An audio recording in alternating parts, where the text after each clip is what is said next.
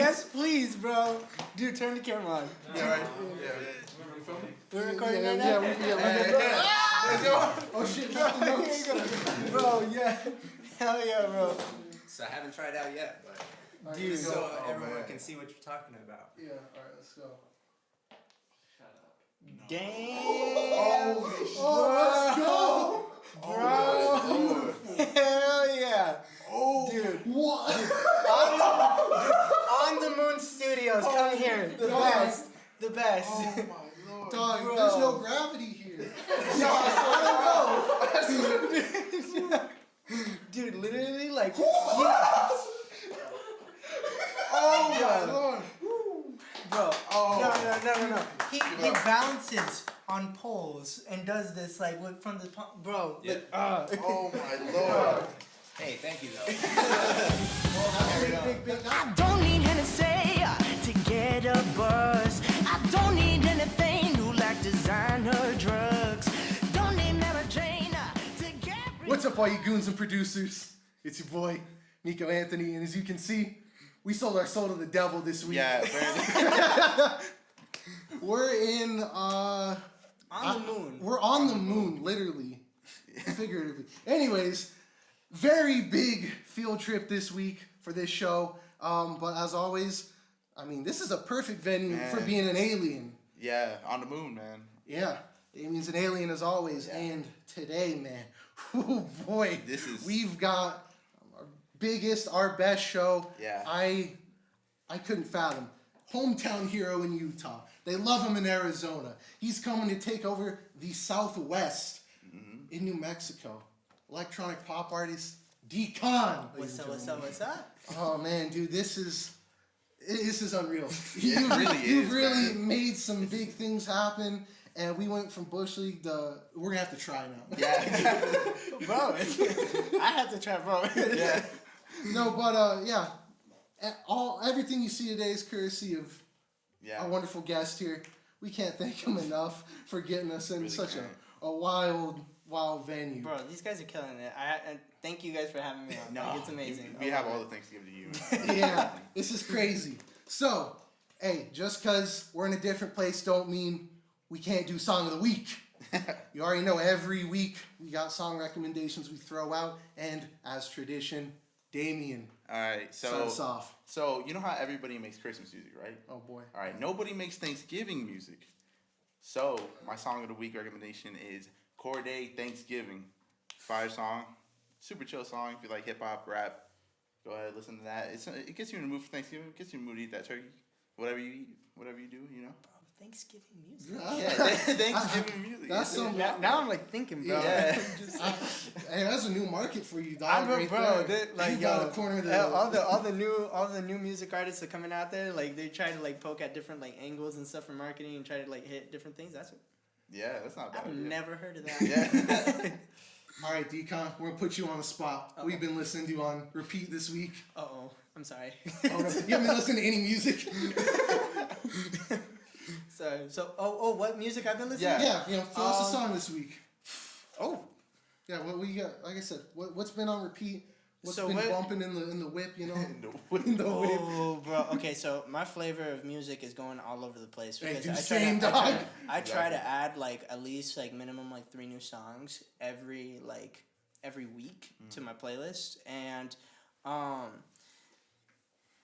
I have No Evil by Kara and Reed Stefan. Like, oh my goodness. Another one that is from actually a local in Utah is Rubel.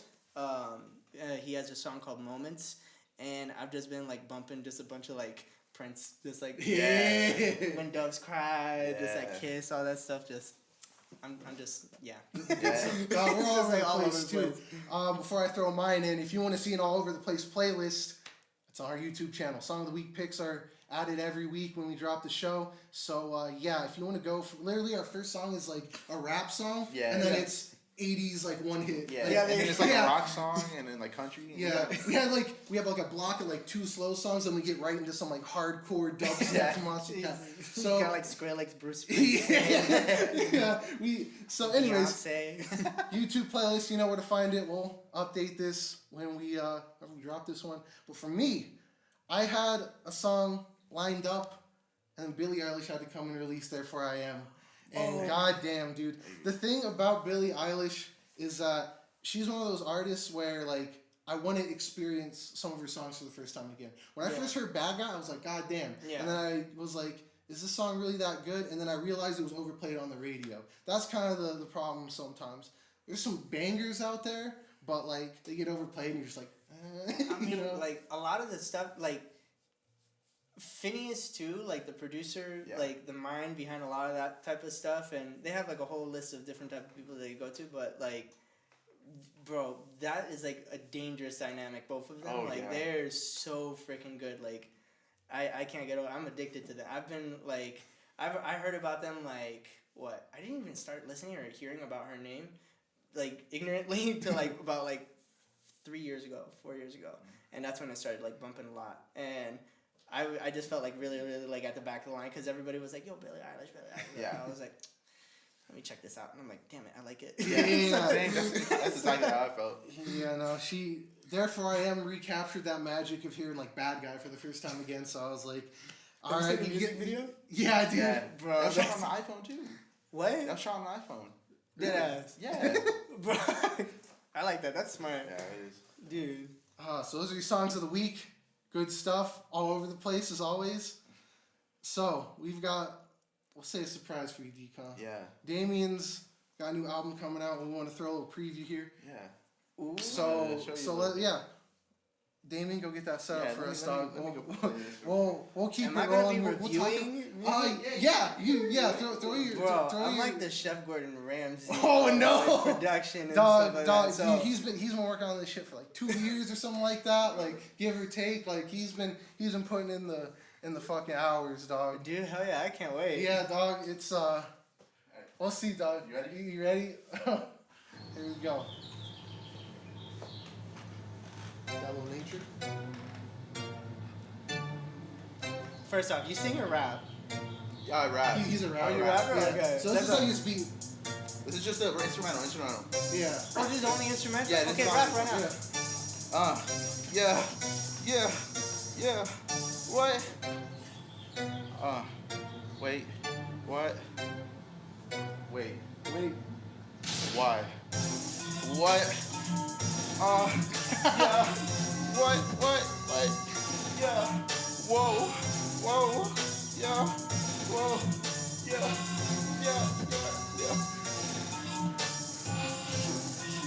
Alright. We can't. So what'd you think about it? Y'all can't see it, but in the very side of the studio, there's Nick Johnson who owns the whole entire studio. He's bopping. Yeah. He's bopping. So what'd you think, dog? Yeah. I like You like? the birds you put The in birds, there. yeah. The sound, yeah, it could be. Yeah, no, it's good. You could, 2 years you of could work do. right You could there, do man. 2 what? 2 years. 2 years. That took me 2 years. You got 2 more going for you that you need to put under your belt, and I feel like No. you're Alright. Alright, so that ass, we made that shit. So our plan was like, we gotta make the nastiest shit, bro. We gotta make the Yeah, nastiest. no, this At is. first, like, you're like, act like it's I was real. like, XXX Temptation, like the group. I was like, oh. We gotta act like it's real, and then I was like, I'm just gonna ad lib over it if he tells me to rap. Yeah. And then he told me to rap. I just started ad libbing over it. No, that we made that We made that tailor-made ass just for you.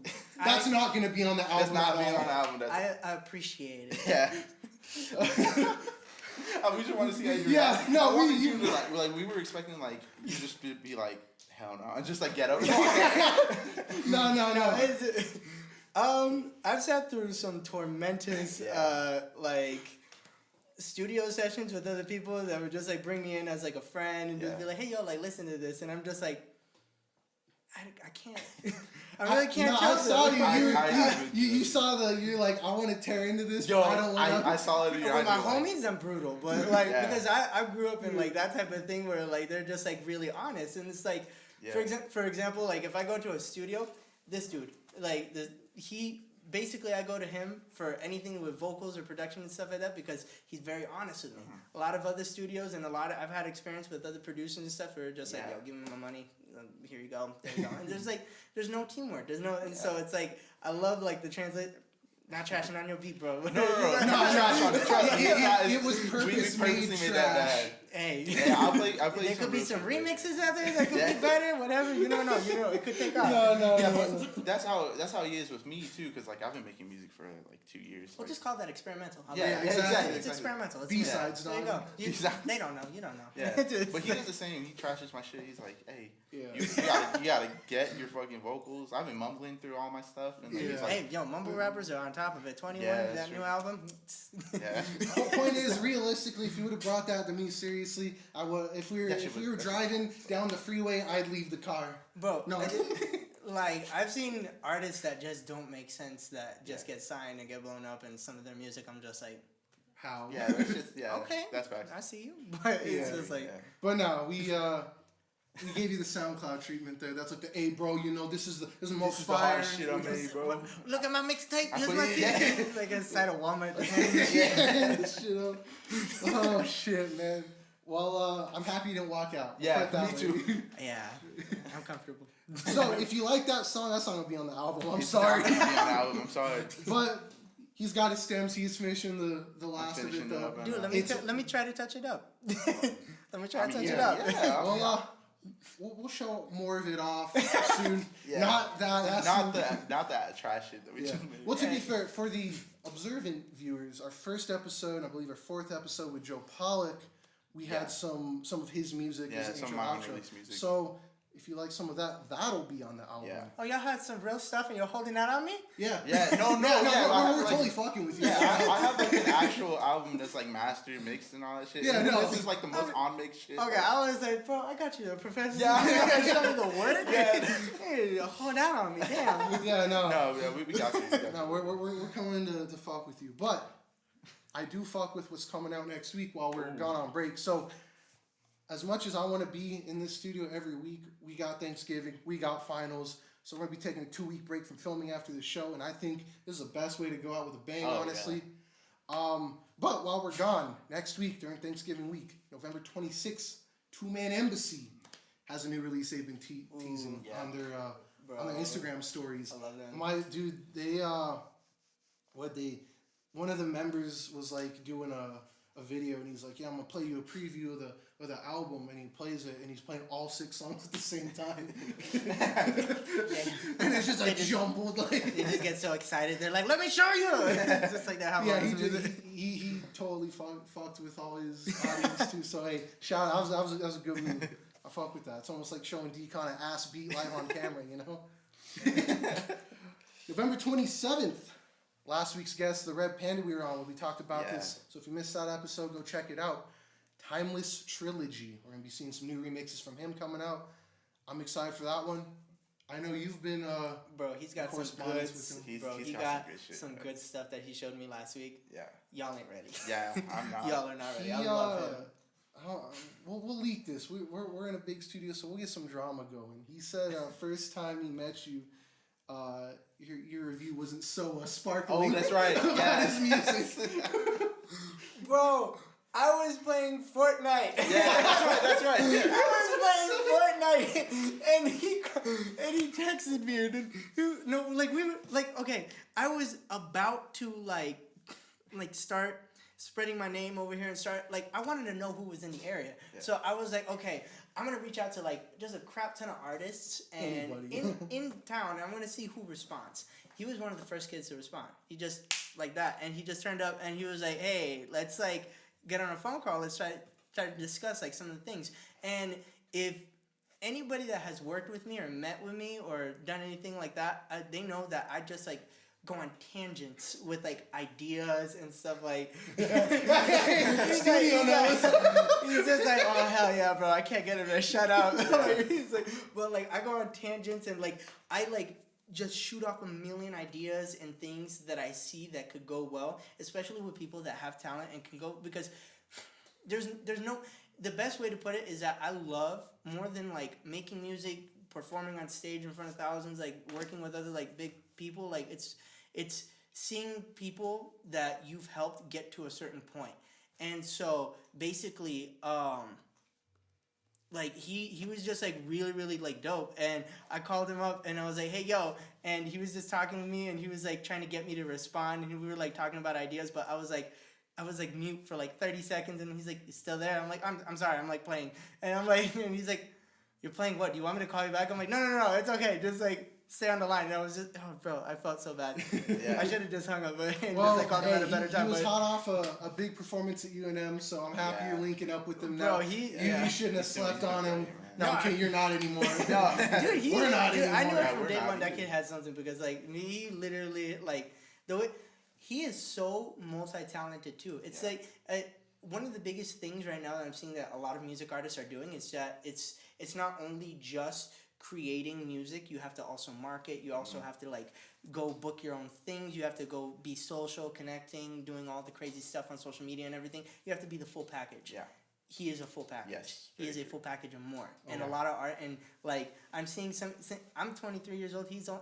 He's 18. dog. 18. He's a young God guy. damn. dude. Like I a lot know. of the younger artists who are just like on top of it, and it's just like, I mean, if you make money and you can pay people to like do some of these things that can be able to like distribute and do stuff, like you go through that way, and that I've used some of like the commercial use of that. But like people like him, I'm just like, damn, I'm just gonna work with this kid because he's like way quicker, way faster. He knows how to do it, and it's just like I want to build a community and like a team here in New Mexico. Yeah. So, last but not least, I thought we were going to Yeah, escape him. Pocket Elephant, November 28th.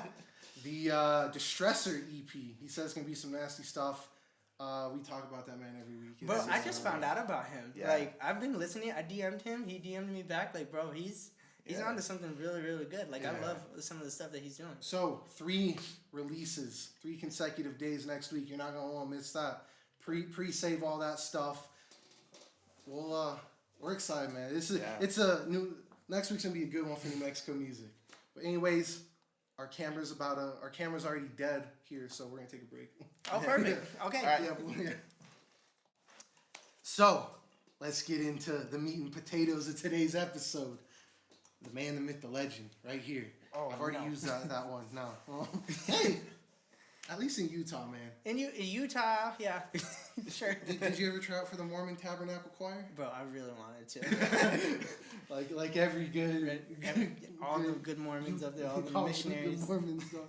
So what really got your love of music going? What got you, want to pursue a music career? And you say, this is what I want to do.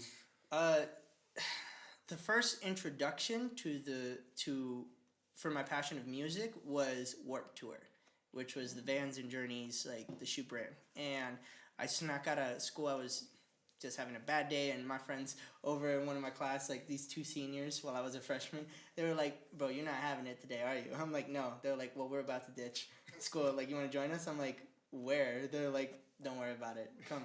I get in the car. We go all the way over to like Isleta. What is it? It's Isleta. Yeah, well, the amphitheater out there. Yeah. They have like a grass field. That's where they're having Oh, it. yeah. And so basically, I went over there, and I've never seen just whatever was on the radio is what I listened to. And so I've never seen like screamo. I've never seen alternative like that realm. So when I was seeing like people like Attila, Black Veil Brides, all these people, I'm like. Just like I was scared. Your Christian ears Yeah, I were was like, oh my violated. god, they're screaming! I didn't understand that people like, and there was thousands of these people, and I was like, I fell in love with that and one band that day that was called Family Force 5, and they're like it's weird because they were like this like electronic Christian band that was like hardcore, and they were just like killing it up there, and I was like, damn. And ever since then I've just been like really into developing like my music taste of like understanding other realms of music, so I'm never again in that position where I'm like so oblivious to it, but the performance side, that's a completely different story. That's a whole different deal there. But your name, Decon's. It's a challenge to pronounce. Shout out Marikai, am I right? I was thinking to get an easy one this week, but I mean, it wasn't like a red panda where it's a cute, marketable thing. Like, where does this come from? I saw it was Decon because Utah, because Mormon stereotypes. Yeah, and basically the background with that name is I am Mormon, but like it's like the how the name conspired was I was working for a really big artist at the time, and he just dropped albums and was getting ready to go on tour, and I was helping him out with a lot of things, and he hired me as his assistant, and I was kind of going around like desperate to learn more about the music industry and be part of it, and I was wanting that so badly. I wanted like to be in front of stages of thousands and everything, and I was asking for a lot of favors, and he turned around and he was like, dude, you need to chill. Like, you don't need to depend on anybody else. You can do your own thing, and you don't need to like ask for favors all the time. You don't need to have these people try to support you. Like, you can do it by yourself, so don't ever count on anybody at all, like nobody. And so he made that into an acronym, and he called me that for like the longest time, which was Decon, and the rest of the crew started calling me that. Everybody else, all my friends started catching on to that, and it just blew up then. So that's how the name Decon basically commercially is used with me. So So you mentioned you were getting, into the music industry by just being hired as an assistant, and in our kind of pre-show conversations, you said you were doing some work in the music industry. Is that what kind of work did you do? I mean, who'd you meet? So I started. Oh shit! So the first this is not what any music artist should do, and I never suggest that you guys should do this because I have been arrested doing this process before.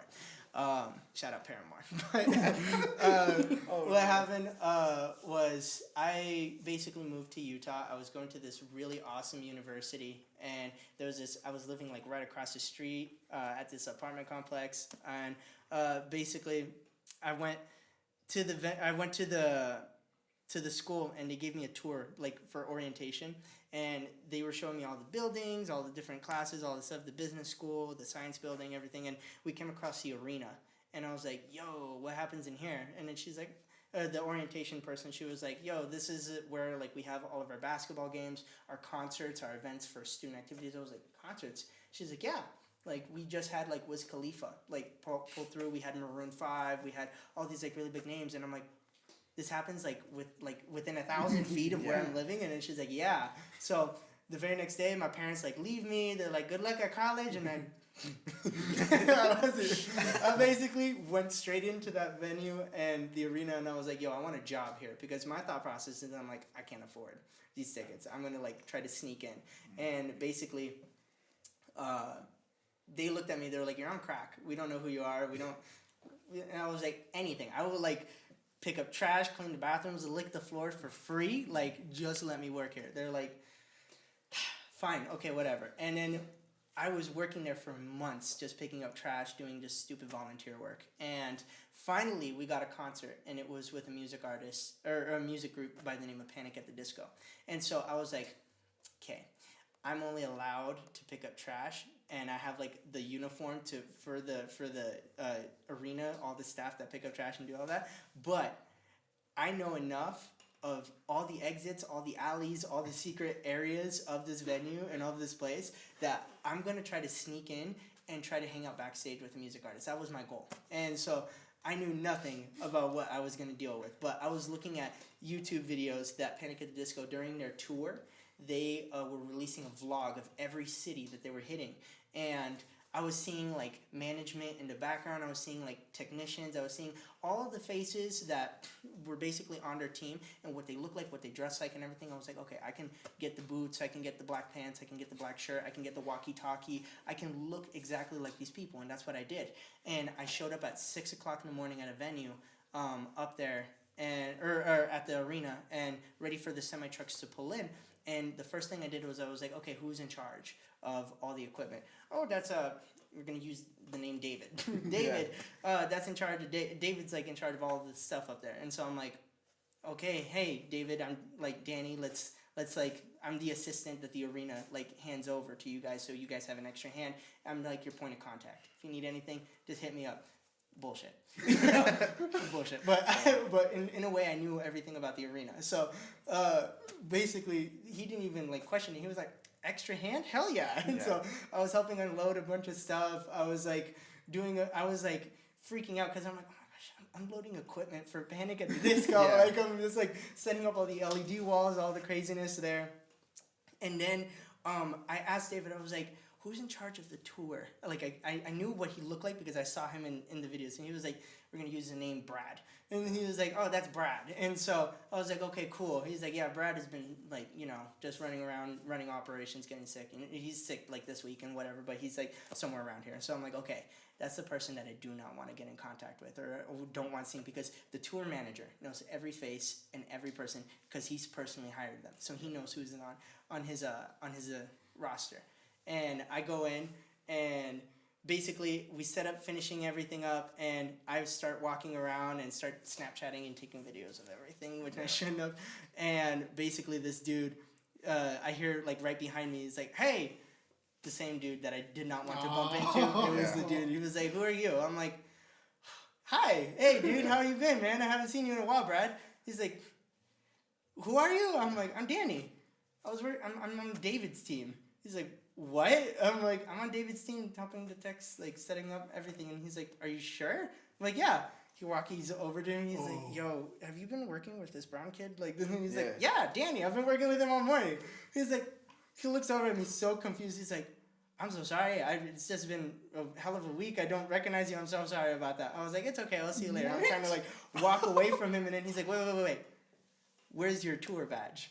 And I totally forgot about that. Every professional event has like a badge or like an ID that's like shows what type of like AAA, like all access anywhere, like that type of thing. I didn't have one. I didn't even think about that. So I was like, I'm screwed.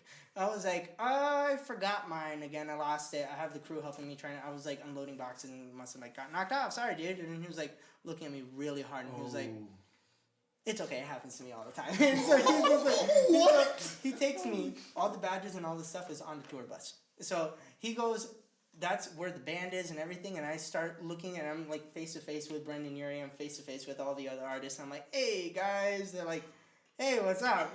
We don't know you. Hey, what's up? So I'm like, question. And I only had one opportunity to do it, and I knew they were going to say no. And I was like, I'm kind of like, just done with my tasks for the rest of the day. Do you mind if I like try to go for you guys and try to like be an assistant and try to learn what you guys are doing through this? Because my goal is like trying to advance in the company and trying to do this by myself. And they just looked at me. They're like, yeah, sure. Go ahead. So I was the assistant. I was Snapchatting and doing all of the secretly filming the whole entire experience. He's like, yo, there's a part of the show that I'm like gonna go all the way secretly to the back of the arena and then walk out to my piano that floats out like 20 feet up in the air. Like I need an escort. Like I filmed the whole damn thing, bro. Filmed the whole damn thing, and then at the end of the night, I had to break the news to them. It was so tough. Oh man! But yeah, that was. Dog, you playing that? Crazy. That's a whole operation, dog. Bro, you're out here playing Hitman in real life, Lord. dog. Bro, it was, dude. It was disguises. That from there got me on a roll with working with other music artists because a lot of other people heard about the experience with me. The management had such a like not like. They were pissed off. Yeah. They were like, don't do this. Like, you're lucky like our security didn't beat the crap out of you. We have like crazy fans. And I just, in all reality, I didn't know anything about Panic at the Disco. I only knew one song. So I'm like, it's a small band. I didn't know that they had like a sold out arena show that it was like, but yeah, that answered that question. Damn. So that got me on a roll with a lot of different other artists, and I learned how the industry worked from the back end and working, and I started working my way up from there. I started doing audio technician professionally through Live Nation and through all these like commercial companies. I was doing audio, then I started doing management, then I started doing event coordinating, promoting, and then started actually learning how the production works in a studio, and then started making music. Now I'm here in front of like shows. Yeah. So basically, the music industry is a fake it till you make it deal. No matter where you go, it's what we're hearing, dog. It worked. It legitimately, like, that's exactly how it worked. And so I'm like one of the very rare occasions that it's happened to. Yeah. Me and I think it's Dominant Fike. No, it's somebody else that has a similar situation that has done stuff like this where they've sneaked into like concerts and have just been able to do amazing things after that. Yeah. So That's... Dude, that's insane, man. That's unreal. We didn't think it was going to be that crazy today. But a guy with your history, knowing all these people, sneaking in the shit, what brought you to Albuquerque? You're a very interesting character to add to the city, I'll tell you that much. Well, I grew up here, and I mostly grew up over in Angel Fire and Rio Rancho. And so I basically went to high school here, and it's funny seeing that a lot of the local artists over here are also the same people that I used to go to high school with, such as like Two Man Embassy, Yeah. Dom. It's like it's funny seeing a lot of that, but yeah, I have a deep rooted connection with being here, but I didn't start pursuing the music industry till I was outside of the state and started taking it seriously somewhere else with other people. And so coming back to it with the knowledge that I have, I'm like, crap, I need to like do something here with my talent and with all these other talents here, because I know how to do all of these things, how to set up festivals, how to be able to rent out venues, how to get other sponsors to be able to pay for this and get all these big talents. Every time I meet a bigger music artist, I'm like, hey, yo, you need to come down to like Albuquerque, like that's where it's at. And nobody really like goes on here through like their big tours. Like you see like the rappers maybe and like some like the starting up, but it's like heavy metal, country, and I forgot what is another thing. I know that like country is like picking up over here. Like I'm seeing like the billboards around here where they have like Luke Bryant and every like Jason. Yeah, they have Jason. They're all at the Santa Ana Star. All the casinos too. All the casinos are like, yeah, yo, no EDM but country. Yeah, exactly. Maybe that the EDM scene will pick up, but Hopefully. Hey, yo, I'm trying, yo. well, you definitely have quite a career on the, I'd say, business end of music. Yeah. But you said performing's a whole different deal. So what's that been? What kind of got you out of the business side of music and going into and becoming an artist yourself? The business. The business. Yeah. The moolah. But no, actually, that's it. I'm like, okay, the science of being in a studio producing music and creating something and creating content and having people interact with your content is one thing. And then how do you get 1,000 people in a room to experience that with that and know the lyrics, know how to do that, and know how to get 1,000 people to show up in a room. And that's what I like specifically was just like practicing for like 3 years straight, understanding how to get a group of people. Because if I challenged everybody to try to bring as many people over for a movie night, how many people do you think you could bring over? Within 24 hours. Pre-COVID restrictions? No. Forget it. I was just kidding. Forget it. Like, no restrictions at all. How many people do you think within 24 hours you can gather? 20. Yeah, I would say 20 Okay. is the number I So, go with. realistically, within the 20 people, might actually be like anywhere between 8 to 10. Yeah. And that's the real number that a lot of artists have to deal with. How do I get people to show up to a certain spot? And that's why I started like figuring out the performance side of it. I'm like, okay, shout out SNS, I think Otters and Sanders is what they go by, but Kilby Court and Velour over in Utah. Because those two venues kind of give the breeding ground for a lot of the up-and-coming artists to give that fan base or start their fan bases to grow. Kilby Court has basically a garage, like basically almost two of these, and that's it. It can fit maybe max like 60 to 80 people, maybe 100 shoulder to shoulder in it. It's a garage, but you'll see names of like Wiz Khalifa, Mac Miller, like all these people written their names on the wall, and thousands of celebrities on the walls because it's a small space. And I took that science. I was like, oh, I see what they did. They only grabbed the venue where it could fit very, very small people, and they invited as many people as possible to sell it out. And then the next time that they came, there was already demand because people. So I started taking that concept. I was like, okay, I'm gonna rent out a garage. I'm gonna go to a homie's warehouse or garage that's really tiny, and fill it up with like all 60 people that can fit in there. But I'm gonna invite 200 people. So now you have 200 people that are pissed off outside of the venue because they can't get in. It's like Party Central right there, and then cops come down, shut it down. It was like a huge bash. People are gonna get the word out there, like, yeah, cops shut us down, like that type of thing. The next time you throw it, you get double the amount of people without any marketing. Yeah. And that's what I learned. I started doing that with smaller parties, and then started doing that, like creating momentum everywhere. And I took that concept, and I was like, okay, let me not just do that in Utah. Let me just do that in Arizona. And then also from Arizona, I'll do that in Idaho. And in Idaho to New Mexico. I'm trying to bring that here and trying to create that momentum. And it's funny because you'll see some of these like really big commercial like companies that do event coordinating, and they'll reach out to like the smaller guys like us, like, you guys want to collaborate? You guys want to help? We'll pay you like an X amount of dollars to help promote and stuff like that because we know you can be able to do that. That's literally what artists should try to learn. And it sucks because now the artist has to do everything.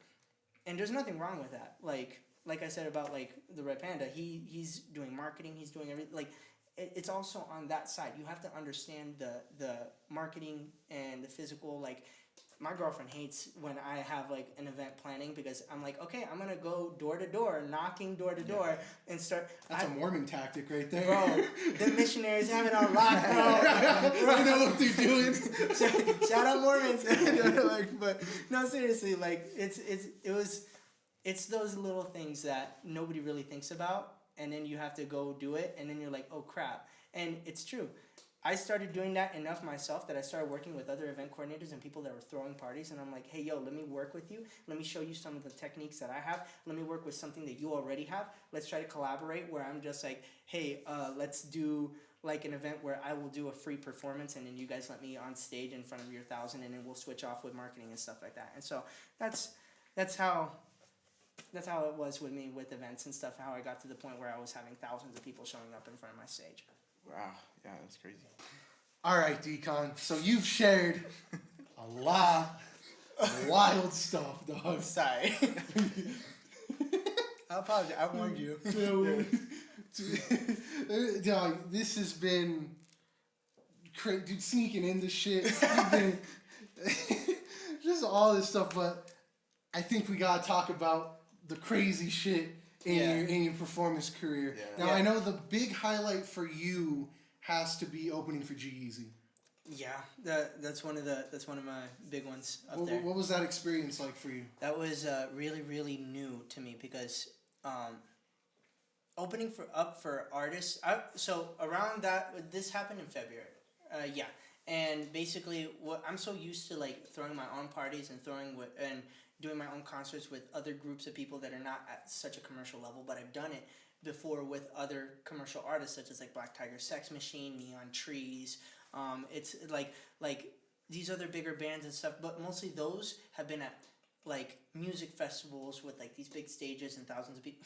This one was really weird because this was at Sundance Film Festival in Park City, and it was not necessarily a regular concert venue. It was more of like, it was just really weird. I wasn't used to it, and a lot of people turned out for it, a lot of the college demographic, and it was like, it was just really, really nice, but it's weird because Sundance Film Festival is like, you see celebrities like Clint Eastwood, and like you see like movie stars walking everywhere, and then like you see music artists like walking everywhere, and everybody's just like, it's that whole designated street just shut down for celebrities and artists and stuff, and I nowhere like ever do I compare myself to these people or feel like I'm at that level. And so when I got invited, shout out to all my event coordinators up there, you know who I who made it happen, but basically I was doing a lot of favors for a lot of people, and they kind of like owed me a favor, and so they basically pulled some strings to make it happen. They're like, okay, you're just gonna be opening, you're gonna like, this is not gonna be a big thing that's like broadcasted because not very many people can actually afford it. Like certain tickets are like minimum, like general admission is like $3,000, so it's like to sit down with these people and see these things because you're gonna be in front of everybody at such a high commercial level, and so I wasn't used to it. And it might as well have been like an award show or something for like the music or Grammys or whatever. It was weird. And so when I went up there, I was like, okay, let's do this. And I set up my stuff, and there was a DJ provided for me, and I'm like, you know what's up? And then he was like, yeah, I know what's up. And so we went right through it real quick within like 20 minutes. It was the fastest setup show I've ever done. And usually I go crazy with like trying to get everything with lighting, fire cannons, everything all set up, but like this one was just, everything was handled by like teams of people that were just like, okay, we got this. Like, you're just here to perform. And it was like, okay. And so, and it was weird because he was like on side stage watching some stuff and was like talking with other people, other artists were like watching, and it was just like, it was really surreal. And it was just like, I usually get nervous in front of like crowds of people, but I was more nervous and nerve-wracked at the people that were watching me, because these are the people that I'm so used to like being their person that picks up their trash, or being the person that like helps assist or book them or anything. I would never in a million years imagine myself being on the same stages, opening up or performing with these people. And it's just been like really like humbling, and it's just a great blessing to be able to like do stuff like that. And I'll never like be thankful for stuff like that. People get so used to like, I've seen some of these artists just like get used to it, but it's like, I don't think I'm like, how I can't. So yeah. So with, you know, as many performances as you've done, I'm sure you've had crazy shit happen. I'm sure something's gone wrong. A cable's gotten loose, or something goes just haywire. You ever have anything like that you'd like to share? Because I feel like that's always the juicy stuff. I'm not gonna say what festival it is, Oh no. but there was a festival where there was, okay, let me set the premise. I had got hired at a university and a festival at the same time, same date, in the same location. And except they were only about like 10 to 15 miles apart from each other. The festival was at like a grounds that was happening all the way on the opposite end of the city, and I was on the lineup to open up for it was neon trees that it for one of the university. And what happened was basically I was performing at this festival, and my set time was at 8 o'clock. And I was like, okay, if I perform at 8 o'clock, I can make a dead run over there, and then it like I can set up everything. All my stuff is already like really easy to set up. It's just gonna be plug in, ready to go, press play, easy. But unfortunately, everything was going wrong at the festival, so I couldn't go over to the university. So I ended up missing one of my performances that I was on contract for because of that. So that was, and everything possible that you can imagine to go wrong during a performance did at this festival. And literally, like, when you go to festivals like Coachella, Lollapalooza, some of the local bashes and stuff like that, some of the street shutdowns, like state fairs, everything is marketed for you. And you're basically, it's a guarantee you're going to have an audience. Whether they know you or not, going to show up in front of your stage. I showed up to this festival, and there was only 100 people that were in front of my stage. And I'm used to like having like a good few hundred to a few thousand show up, and it was just driving me nuts because I was like, okay, there's few hundred people, or there's like 100 people in front of the stage, and I look closely, I'm like, these are all my homies. These are all my friends that I invited to go to bought the ticket. Nobody showed up to this festival, and it was just terrible. And basically, I missed the performance. And what was really cool about that show, though, was there was another band that was performing right before me.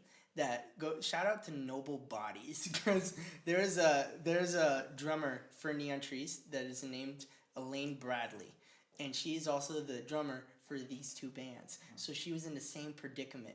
So what happened was she was like, yo, I gotta go perform at this with my other band. Like, I'm gonna do my performance like right now. Like they handled it all really, really cool. And she basically did her performance, and she left and finished off with Neon Trees, and I was stuck with that predicament. Yeah. So yeah, that kind of sucked. That was probably like one of the weirdest things I've ever seen from like a professional side. Fan way and craziness side. Somebody got so drunk at Warped Tour that they basically were at the very front rails, and I was on side stage looking at what was going on, and I saw them kind of just like puke and then fall over, and everybody was pressed up against the railing so hard that basically his body dropped and everybody crowded right over him. And then they started jumping up and down, and all we got to see was like blood come out from under the railing, and we were like, holy shit. And security was on top of it. They were like pointing out, they were having people back up, but it gets aggressive at Warped Tour with all the metalcore bands. So that's why I'm like, I don't mess with them, but like, yeah, it was really weird seeing that. So those are the two craziest that have ever happened to me and what I've seen. Yeah. Wow, that's crazy.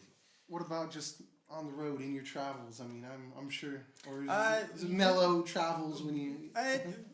Other than our crazy personalities doing stupid stuff on the road, like, like going to venues. Actually, most recently, with my girlfriend, she's on the other side of the camera. Basically, what happened was there was a festival in Utah that we got hired to perform at, and during the crazy pandemic stuff, and I was like, you know what, I'm just gonna go do it. And so I went, and what happened was, it was a good setup. It was like right next to this like man-made lake. It had like these 80-foot slides. It had everything going on, and basically we got rained on during the performance. And I was like, crap. So we're taking off all of our equipment and everything off the stage, and then trying to bring it back up, and then trying to sound check, and everything was going bad. And shout out to like DJ Suspense for like helping me out with that, because like that was crazy. And he had like a crap ton of equipment. Not all of that was his equipment, but oh my goodness, bro! Like it was terrible. I only got to perform like maybe like 2 songs, and all my stuff got like ruined. Like my laptop got fried, all my mic stuff got fried.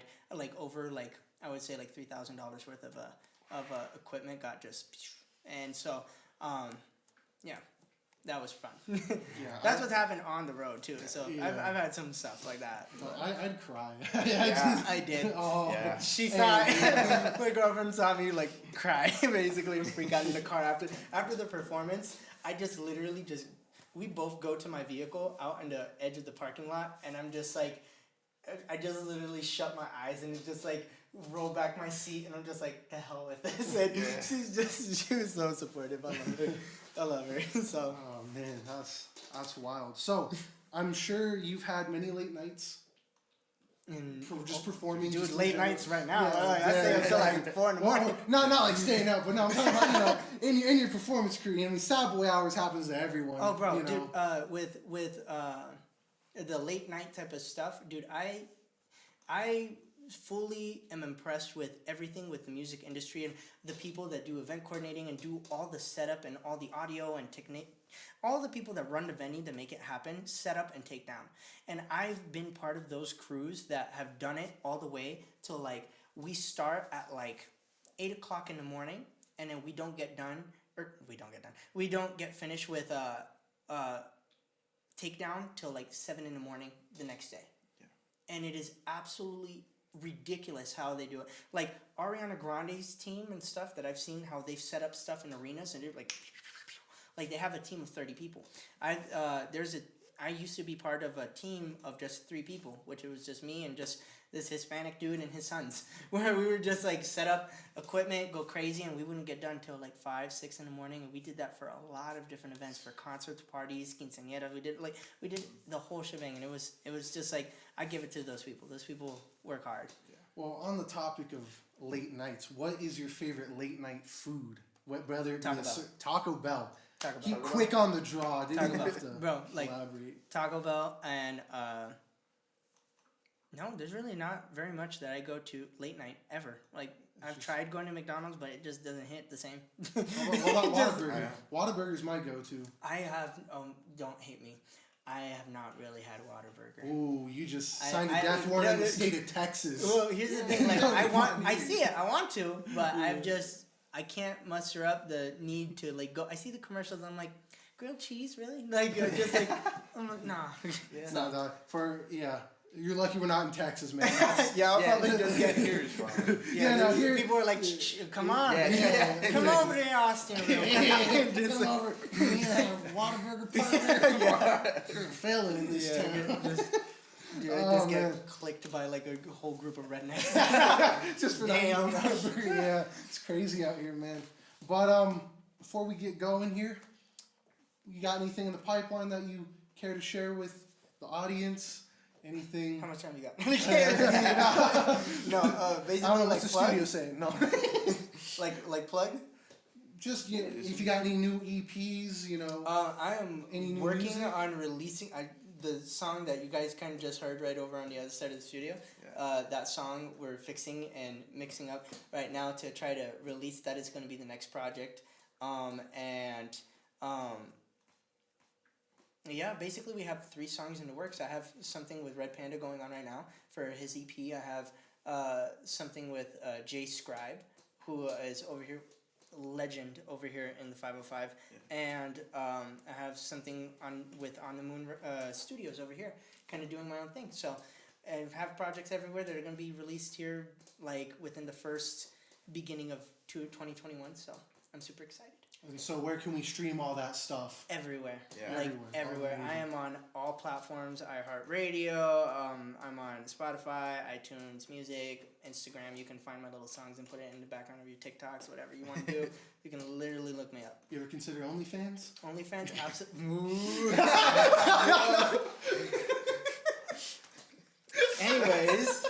Anyways. Going back to my Christian morals. Oh yeah. Hey, it's for fans. You know? the demographic that it caters to now hijacked it. Yeah. It was supposed to be like Patreon. It was supposed to be a good Christian website. Yeah. Until all the thoughts. Yeah, no. No, but yeah, no. Hopefully soon. And what about social media? Where can we find you? You can find me on Instagram at Decon, DECON_official. And that's basically it for all my other platforms too, like on TikTok, Snapchat, everything. Like you can find me there. So I'll be here waiting for you. Well, there you go. Well, yeah, go check him out. He's tagging the governor and all his shit. Apparently, yeah. There's some. We're not a political show. We won't touch that. Come on, Luhan, square out. Whoa, hey, we're like a boxing match. I'm down. Boxing match. That's how you sell all the beef on the internet these Yeah, days. come on, start shutting down businesses. All right. Let's bring it back here before we get canceled here. So before we plug it, our stuff and wrap it up, is there anyone you'd love to see on this show in the future? Bro, Two Man Embassy, Jay Scribe. Let's see Hondro up in here, bro. Come on. Yeah. Johnny Bad Luck. I got some people. I got Side Montero. I would love. Munira. Get her in here. Yeah, I'm Mousy. Mousy is another one. You saw some of the stuff that he's doing right now. So yeah, and I got you. So basically, yeah, those are some talents that I'm seeing. Shout out Pocket Elephant too. I've been looking you up. Pocket Elephant Show. Yeah, We can't escape it. dog. they may hate you. I love you, bro. I know we hate it. I'm pretty sure everyone with the audience hates hearing us talk about it every goddamn week. Yeah. No, but yeah, I love the music scene out here. You guys have been very welcoming, opening. I loved moving back over here and seeing what's going on, and I can't wait to start putting a footprint over here once this all opens up and trying to get you guys more involved here with some of the bigger artists too, because you guys have something. You're sitting on a golden egg right now. This is amazing. Thank you so much for having me on. No, thank you. Yeah. Nah, thanks, man. You've done some crazy stuff for this Also, show. might I mention something real quick? We got the Hawaiian shirts. Yeah, this was supposed to be I went to 3 different Walmarts. I couldn't find one. I even went to Target. I couldn't find one, man. Yeah, all the thrift shops are All closed the down. shops are closed. Yeah, everything's closed down, Luhan. Yikes. Yeah, it was supposed to be the Miami Vice episode, but maybe when we get you on again, it'll be more coordinated. Yeah, I'm sorry. Maybe suit and tie, I don't know. You know what? Yeah, That sounds like a good second. leave him out. You have a formal This is the 3rd week in a row Damien's job has been jeopardized. My job is being jeopardized, man. Yeah. But big shout out also to On the Moon Studios for allowing us to use this beautiful venue and like kind of just record over here and just do all the stuff. They are amazing. The dude is literally like a freak of nature when it comes to like doing flips and muscles and everything. Dude, you're gonna have a good time if you record here. Yeah, no, before we even wanted to touch on where our stuff is at, On the Moon Studios, man, I'm happy you guys have hosted us in the crazy times here and allowed us to really elevate our game, because now we gotta match this.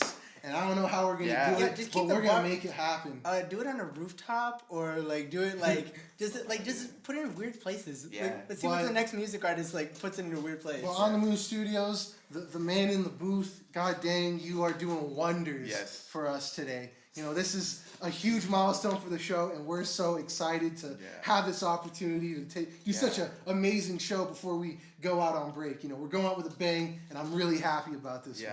So, YouTube, that's where all the good shit happens. We post the full episodes here. You can see all the goofs, all the reactions, all the uncensored stuff all on the OnlyFans. Yeah. OnlyFans at producers_pit. No, I'm kidding. No, producer spit. Oh yeah, it's producer spit show. That's why we put an underscore in all of our social medias, because you can misread it as producer spit. Dude, absolutely. So, anyways, Instagram, Twitter, producers_pit, as you heard. No OnlyFans, I'm sorry. Yet. We're also doing... We're also on Quadio and SoundCloud soon. We've been totally slack on getting the audio there. But this break time will give us some time to throw that all on there. So if you just want to listen it while you're, drowning out family arguments at Thanksgiving or trying to survive the finals, Scourge. You should see my Hispanic family. Jesus Christ. Oh, man, that's something, man. But this was a go one, man. We'll be back in 2 weeks, give or take. We'll be back filming. Follow us everywhere so you know what's going to happen. And really, I just want to say thank you for watching the first 5-6 episodes here. Everyone who's engaged with the content, all the artists that have come on. You guys have really made this dream a reality.